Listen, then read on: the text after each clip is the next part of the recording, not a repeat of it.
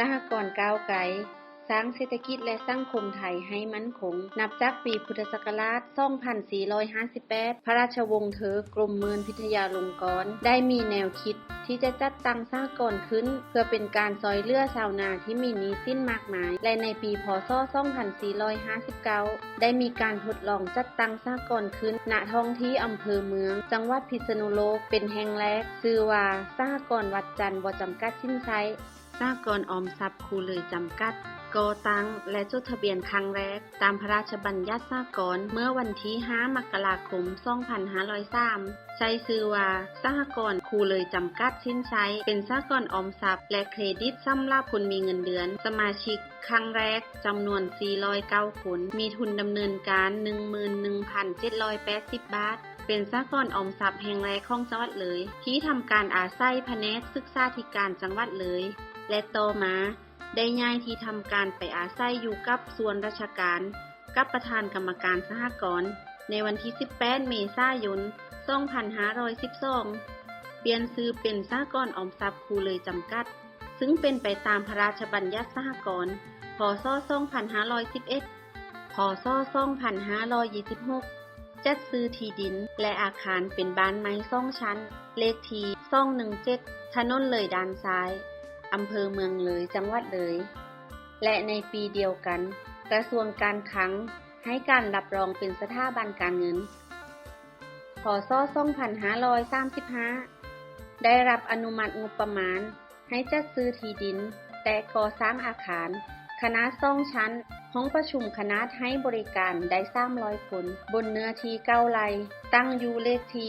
510หมู่9ถนนเจริญรัตน์บ้านติดต่อตำบลนาอานอำเภอเมืองเลยจังหวัดเลยและเปิดทำการเมื่อวันที่13ตุลาคม2536จนปัจจุบันพ.ศ. 2545 ได้รับคัดเลือกและประกาศให้เป็นสหกรณ์ต้นแบบของกรมส่งเสริมสหกรณ์พ.ศ. 2548 เริ่มโครงการระดมเงินฝากในสถานศึกษาสำหรับสมาชิกปัจจุบันสมาชิกทุกคนมีบัญชีเงินฝากสะสมรายเดือนและบัญชีเงินฝากประเภทนักเรียนนักศึกษาจำนวน 12,700 บัญชีพ.ศ. 2552 ได้รับประกาศเกียรติคุณจากสันนิบาตสหกรณ์แห่งประเทศไทยสหกรณ์โครงการส่งเสริมการออมเยาวชนตามแนวเศรษฐกิจพอเพียงประจำปี 2552 เนื่องในวันสหกรณ์สากลครั้งที่ 87 สหกรณ์ออมทรัพย์ครูเลยจำกัดบริหารงานโดยยึดหลักสหกรณ์เป็นสำคัญบริหารงานด้วยความโปร่งใสยึดหลักธรรมาภิบาลด้วยคณะกรรมการดำเนินการ 15 คนที่มีสมาชิกไว้วางใจเลือกตั้งมาจากที่ประชุมใหญ่ปัจจุบันดำเนินงานโดยคณะกรรมการดำเนินงานชุดที่ 55 โดยมีนายนาส่วงกรวิมลเป็นประธานกรรมการและมีคณะกรรมการดังนี้คณะกรรมการอำนวยการนายนาส่วงกรวิมลประธานกรรมการนายชาติชัยวงศ์กิตตะรองประธานกรรมการคนที่ 1 นายพิสิทธิ์พุทธลักษณ์รองประธานกรรมการคนที่ 2 นายวีรัตน์พุทธทองศรีรองประธานกรรมการคนที่ 3 นายสำเนียงศรีบุรินทร์กรรมการและเฮลันยิกนายเจริญศักดิ์บรรพลากรรมการและเลขานุการคณะกรรมการเงินกู้นายสมัยพวงกัญญาประธานกรรมการนายอุดมยศปัญญากรรมการศิษย์เอกมงคลซ่อนนวลกรรมการนายพนมไพพิมพีกรรมการนายจักรพัฒน์จำปาอ่อนกรรมการและเลขานุการคณะกรรมการศึกษาและประชาสัมพันธ์นายอนุมาลพันธ์ประธานกรรมการนายวิรัตพุทธทองศรีกรรมการนายขวัญชัยบัวโคกรังกรรมการนายสุทธินันท์บุพภาดากรรมการนายพงศักดิ์บุญพรหมกรรมการและเลขานุการ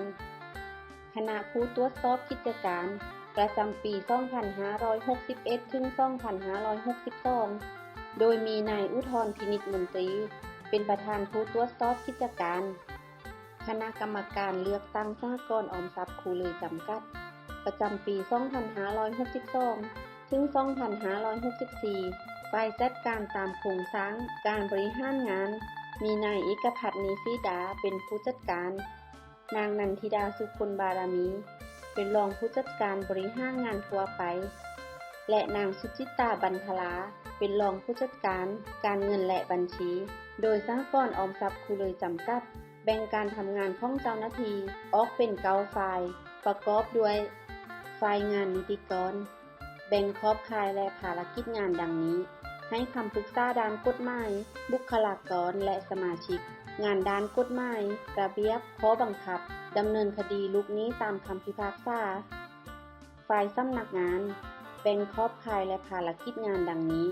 การประชุมคณะกรรมการดำเนินงานและคณะอำนวยการงานพัสดุงานอาคารสถานที่และงานสิ่งแวดล้อมงานเลือกตั้งกรรมการงานประชาสัมพันธ์องค์กรและงานประสานงานองค์กรหน่วยงานภายนอกฝ่ายเงินทุนแบ่งขอบข่ายและภารกิจงานดังนี้การรับฝากเงินและหุ้นการลงทุนในตราสารทางการเงินการจัดหาทุนโดยการออกผลิตภัณฑ์ทางการเงินส่งเสริมการลงทุนและเงินฝากฝ่ายบริหารเงินมีขอบข่ายและภารกิจงานดังนี้งานบริหารเงินการเบิกจ่ายเงินและการรักษาเงินทุนทุกรายการฝ่ายสินเชื่อมีขอบข่ายและภารกิจงานดังนี้งานดำเนินการด้านสินเชื่อบริการเงินกู้และให้คำปรึกษาด้านสินเชื่อฝ่ายเทคโนโลยีสารสนเทศมีขอบข่ายและภารกิจงานดังนี้งานเทคนิคคอมพิวเตอร์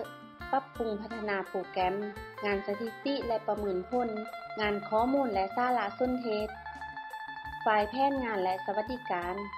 มีขอบข่ายและภารกิจงานดังนี้การฝึกอบรมสัมมนา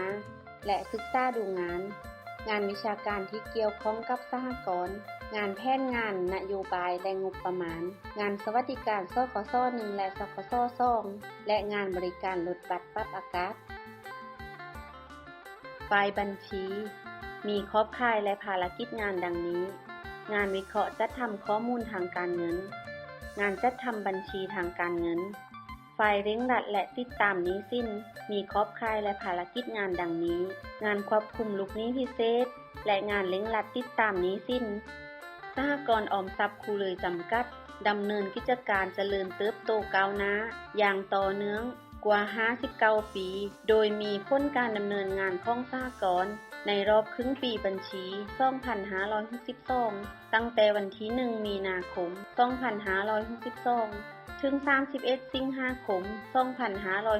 2562มีจำนวนสมาชิก 7,598 คนสมาชิกสามัญ 6,280 คนสมาชิกสมทบ 1,318 คนมีทุนดำเนินการ 11,234.19 ล้านบาทมีทุนเรือนหุ้น 3,014.16 ล้านบาททุนสำรอง 485.17 ล้านบาทเงินรับฝาก 2,657.41 ล้านบาทเงินให้กู้แก่สมาชิก 9,497.85 ล้านบาทและกำไรสุทธิณ31สิงหาคม2562 136.46 ล้านบาทปัจจุบันสหกรณ์ออมทรัพย์คูเลยจำกัดให้บริการแก่สมาชิกด้านต่างๆดังนี้การสะสมหุ้นการบริการเงินรับฝากประกอบด้วยเงินฝากออมทรัพย์เงินฝากออมทรัพย์พิเศษเงินฝากสินทรัพย์ทวีเงินฝากประจำประกอบด้วยเงินฝากประจำ6เดือนเงินฝากประจำ12เดือนเงินฝากประจำ24เดือนการบริการสินเชื่อเงินให้กู้แก่สมาชิกในรูปแบบต่างๆได้แก่เงินกู้เพื่อเหตุฉุกเฉินวงเงินกู้บ่เกิน 50,000 บาทเงินกู้สามัญวงเงินกู้บ่เกิน2ล้านบาทเงินกู้พิเศษวงเงินกู้บ่เกิน5,500,000 บาทโดยมีวัตถุประสงค์การกู้ยืมเพื่อการเคหะสงเคราะห์เพื่อการลงทุนประกอบอาชีพเพื่อซื้อยานพาหนะโดยการบริหารเงินกู้แก่สมาชิกวงเงินกู้ทุกสัญญารวมกันบ่เกิน7ล้านบาทการบริการสวัสดิการแก่สมาชิกทุนการศึกษาบุตรของสมาชิกการจัดอบรมเพื่อพัฒนาสมาชิกให้ความรู้แก่สมาชิกสนับสนุนกิจกรรมทางวิชาการสำหรับนักเรียนสวัสดิการลดปรับอากาศสำหรับสมาชิกสวัสดิการเพื่อส่งขอศพสมาชิกและคู่สมรส สวัสดิการสคส1และสคส2สวัสดิการประกันชีวิตกลุ่มและประกันอุบัติเหตุสวัสดิการสมาคมชาปนกิจสงเคราะห์ของสมาชิกสหกรณ์ออมทรัพย์ครูเลยจำกัดหรือสสอสวัสดิการการเป็นสมาชิกสมาคมชาปนกิจสงเคราะห์สมาชิกชุมนุมสหกรณ์ออมทรัพย์ครูไทยหรือสสอคสวัสดิการการเป็นสมาชิกชาปนกิจสงเคราะห์ของสมาชิกชุมนุมสหกรณ์ออมทรัพย์แห่งประเทศไทยหรือสสชสอนอกจากนี้สหกรณ์ออมทรัพย์ครูเลยจำกัดได้สนับสนุนกิจกรรมเพื่อสังคมและกิจกรรมเชื่อมโยงกับเครือข่ายสหกรณ์อื่นอีกด้วย59 ปีของการมุ่งมั่นพัฒนาของสหกรณ์ออมทรัพย์ครูเลยจำกัดได้เจริญเติบโตก้าวหน้าเป็นที่พึ่งพาและเป็นที่ไว้วางใจสำหรับสมาชิกรวมถึงสถาบันทางการเงินอย่างต่อเนื่องและมั่นคงก้าวต่อไปของการดำเนินงานของสหกรณ์ออมทรัพย์ครูเลยจำกัดได้ดำเนินงานตามภารกิจเพื่อให้ได้การดำเนินงานไปสู่ความพึงพอใจของสมาชิกโดยมีภารกิจหลักได้แก่ส่งเสริมการออมเพื่อความมั่นคงแก่สมาชิกและองค์กรดำเนินงานทางการเงินให้สอดคล้องความต้องการของสมาชิกและศักยภาพของสหกรณ์จัดสวัสดิการและบริการอื่นที่เป็นประโยชน์แก่สมาชิกอย่างเสมอภาคและเป็นธรรมส่งเสริมการมีส่วนร่วมของสมาชิกและให้กระบวนการบริหารที่ทันสมัยเหมาะสมกับองค์กรสนับสนุนเพื่อสังคมและขบวนการสหกรณ์อย่างต่อเนื่องสนับสนุนกิจกรรมเกี่ยวกับการพัฒนาองค์กรและคุณภาพชีวิตของสมาชิกบริหารจัดการทุนให้เกิดประสิทธิภาพสูงสุดส่งเสริมให้สมาชิกมีความพร้อมเข้าสู่ประชาคมอาเซียนภายใต้วิสัยทัศน์ของสหกรณ์ออมทรัพย์ครูเลยจำกัด